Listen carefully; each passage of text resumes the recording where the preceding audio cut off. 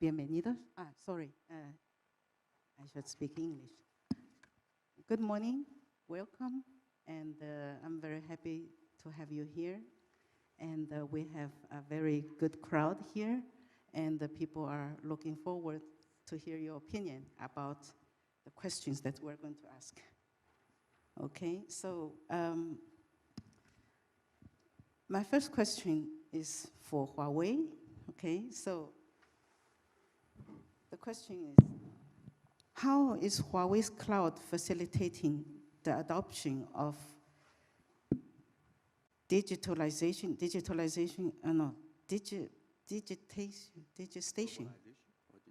or maybe this is wrong. Okay. Automation and artificial intelligence. And the solution is different for the industry, or is global? Actually, this question, I think it's a so good question to Huawei Cloud. Now Huawei Cloud, actually, we think all the cloud strategy should be globalization and localization. Actually, in this year, Huawei makes a strategy. We divide into three parts. First is our infrastructure, globalization. So we continuously invest in different regions and countries to have Huawei Cloud infrastructure. And by Huawei, our technology will connect all the regions to each other to make sure when our customer, if they want to go global, they can reach the customer closely with our infrastructure. Now, actually, for example, in Europe, we have our Dublin data center. We have some infrastructure at Germany, at France, and like Istanbul and Turkey. The second thing that we think the capability and the talents, they're so important. We should have the talents and capability globally. For example, in Europe, we have our R&D center for big data, for AI, for cloud computing in Munich, in Dublin, and Istanbul, and Hungary, like these countries. And the third thing is about, we think, the experience. Because we can reach and serve lots of customers. So we know all the industry best practice. We know their innovation. So we can share the experience in different regions. For example, we can, like e-commerce. I think now at China, they develop lots of business and model innovation at China. And how we understand it, because we serve all of these customers. So we can make this innovation as a kind of capability at Huawei Cloud. And we can bring to, for example, to other regions like Middle East or Europe. And we also know lots of like manufacturing, like at Europe, it's very developed. And we understand their experience. And this experience, we also can take back to China like that. So that's what we are doing, like they mentioned, globally for AI, like big data, cloud, what we are doing now. Thank you. Thank you, Mr. Ray. And when Huawei says they know it, they know it. Okay, now we should already know that. And Huawei, after so many years of fight, Huawei is still very strong. And I believe that we should give Huawei a positive vote. Okay. So my second question is for Almudena. I know Almudena for many years. She's one of the very high-level experts in blockchain. Okay, so my question is, how is blockchain technology impact globalization 4.0? And what are the opportunities it brings for businesses and transformation globally? Thank you very much. Thanks, by the way, first for organizing this. It's very important to build these links between Asia and China and Europe. I think blockchain in particular is a game-changing technology. It's not only about efficiency, it's about changing the whole way the economy works and society works. And very specifically for Industry 4.0, what blockchain brings is a much better control of the supply chain, Every process that has many different stakeholders within it is improved by definition by the use of blockchain, because the different stakeholders are connected real time to the data that is linked to the processes. And on top of it, we can use smart contracts, which accelerates or improves automation of these processes. So you can control the data, you can automatize the processes, you can create digital tokens, digital avatars, if you want, of your goods and services. You can pay immediately, real time, without any intermediaries, without even needing the financial system. So the whole supply chain improves, and also the trust between the parties. So I always put as an example, why do we maybe in Europe trust a Chinese provider that you don't know? You partly do it because there's a bank in between that gives you a letter of credit. But blockchain improves this process, and eventually you don't even need a letter of credit to buy in China, because you can trust the data, you can trust the process, and you can immediately pay for the goods you receive. So it's a game changer for all of us, I think. You agree? Very interesting. Definitely, blockchain is going to revolution the world. Now, I hope that Spanish regulator can work closely to Chinese regulators. I think this is very important, especially for China, so maybe some other time we can talk about that. Okay, Professor, you are very clear about what is digitalization, what is the impact for this globalization 4.0, and how does opportunity and the learning and the personal development through the digitalization. Thank you. Comment us something. Thank you so much, Margaret. In my case, and on behalf of my university, ESIC University, for us is a great pleasure to be here and share the floor with you. How we could afford the challenge that you have been mentioned on a success base, how people could obtain the best possible results in this new area based on the digitalization and being global through the digitalization. First of all, as a must, learnability, embrace lifelong learning as a first step. The second one, leveraging the digital tools. We need to be capable to use it and improve the usage that we consider. Third element or third step, networking. We need to use properly all the digital tools that facilitate the digital networking on a global base 24/7 to be capable to contact the key contacts, partners, stakeholders, possible providers to be engaged with. And for sure, we need to be more, we need to upskill ourselves in the digital arena. We need to be capable to develop our digital skills that goes beyond the idea of I can use this tool, I can use this program, is to be capable to be more productive, to do the things on a better way, using the techniques, not just learning that I can use Teams, I can use Zoom. No, how we could be really digital, a digital professionals. Totally agree with you. So just one small question. From 1 to 10, how do you think Spain is digitalized? It will depend. In my opinion, if we talk, we need to set 3 different stakeholders: individuals, companies, and public administrations.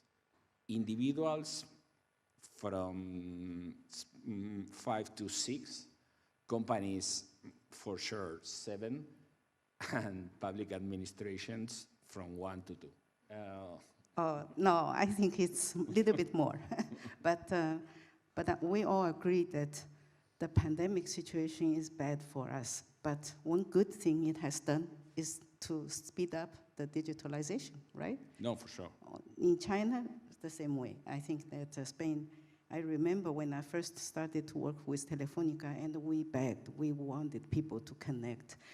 And it's so difficult, but now, just 1 year of closing you at home, I mean, people just, get online, buying online, shop online. So one good thing. But at the end, sorry for interrupt you, we have been pushing, we have been moving our citizens and our companies to be fully digital, and at the end, the ones who represent the companies, the ones who represent the individuals, the political parties and the unions, they need to also embrace the digital challenge. Otherwise, how they could defend their rights, how could we understand the digital world not being digitalized? No, that's why this is something that we need to push forward.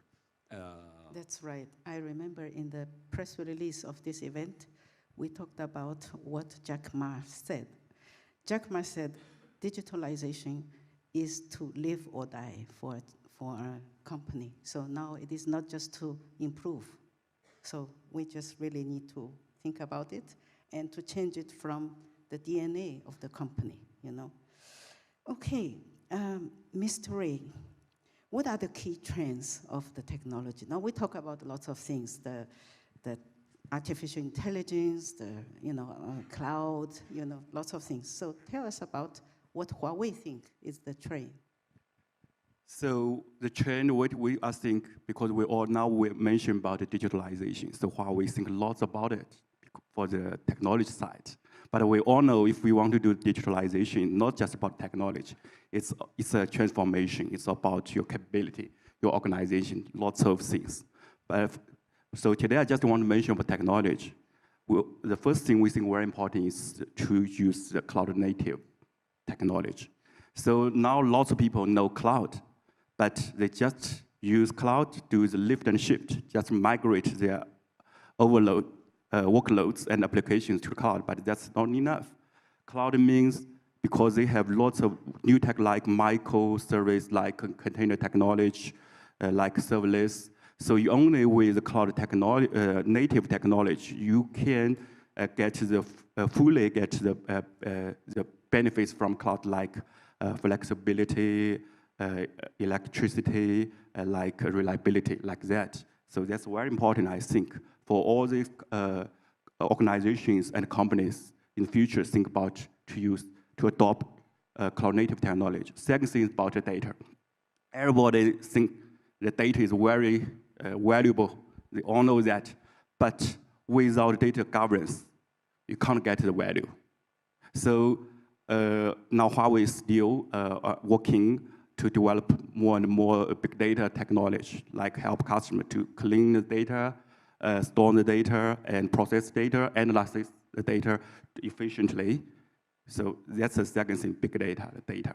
The third thing is about the AI. So everybody knows about OpenAI, and I think it's now driven, it's very popular. Everybody talk about ChatGPT like that. So we think that AI should be easy to get and can fit different kind of industry scenarios. So now Huawei also working on our AI technology like that. So if you be interested in Huawei, actually Huawei now we launched we call it 4 production pipeline. One is we call it code arts for DevOps. One is data arts for the big data, for the data governance. And one is we call it model arts for the AI models. And the last one is we call it Meta Studio because we mentioned blockchain. Lots of people also mention about the metaverse. So we also create an end-to-end the chain and the tools to support our customer going to in the future to the metaverse, to the new era like that. So that's what we are doing from technology side. So metaverse. Sounds good. Okay, thank you very much. Almudena, what do you think the possibility of the future, the scenario of the blockchain is applied to the businesses and what kind of transformation can do? Maybe you give us some examples. Yeah, well, first, I think China boosted us all because you were very innovative and very strategic, long-term, which we are not so much in Europe, I think, due to our elections every 4 years. It's more short-term. But you pushed us all towards more innovation thinking, and blockchain is an example of that. Right now, in the European Union, at least we took some very big steps into, creating the framework to boost and use blockchain for business. And this reflects in, just this week, we have a new agreement by the European Parliament and the Commission on the eIDAS2, which is digital identity, which is a key tool towards electronic commerce. We just got published this precise week the proposal for the digital euro, so payment means of payment purely digital, but not crypto, but issued by the European Central Bank. And these are key pieces, and we have EPSI EBSI, which is a blockchain created by the European administrations and other blockchains as well. So we have the network, we have the way to digitally identify people, which makes them also subject to legally binding contracting. And we have means of payment, which are also legal tender and legally recognized. And this changes completely the paradigm of electronic commerce, I think, in Europe. And I think China is very much responsible for that, for bringing us a bit farther. You asked for specific examples.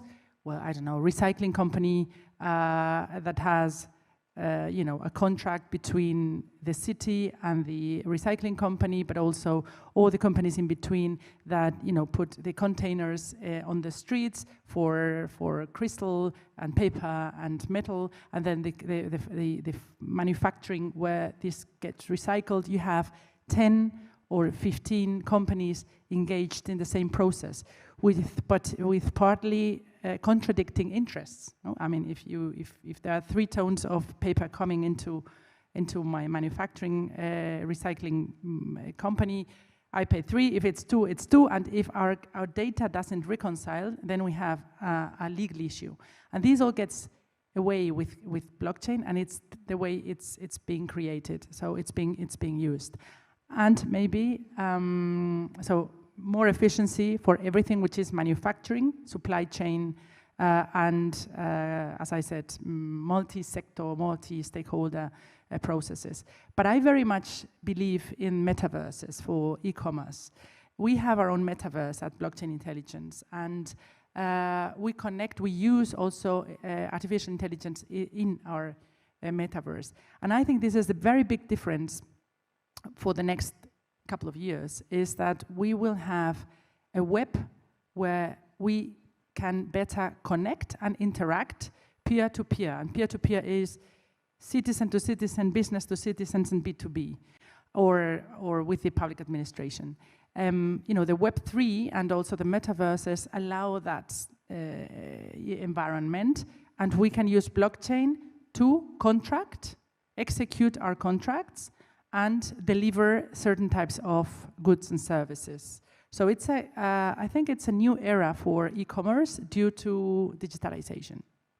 Thank you very much. We're a little bit running out of time. And so you too, at least, are strong believers of metaverse, because recently it's like ChatGPT comes out, like people are talking about only ChatGPT, But I think, I also believe that there is a big chance for electronic commerce in metaverse sense. Well, for instance, we bring avatars that are mixed reality, so you see them in not even with glasses, with your mobile, but in your own space. You get an avatar that answers your questions using artificial intelligence. So you can transform, for instance, information to your clients about your product. It's a much more interactive, visual, immersive way, and you also use artificial intelligence for that. Well, anyway, digital euro, it sounds like a big progress, and I hope that Europe, with China's pushing behind and getting bigger progress. We have time for one question, or we don't? Okay, so sorry that you don't have to ask questions, but you can ask us outside. Thank you very much. Thank you. Thank you. Thank you so Thanks. much.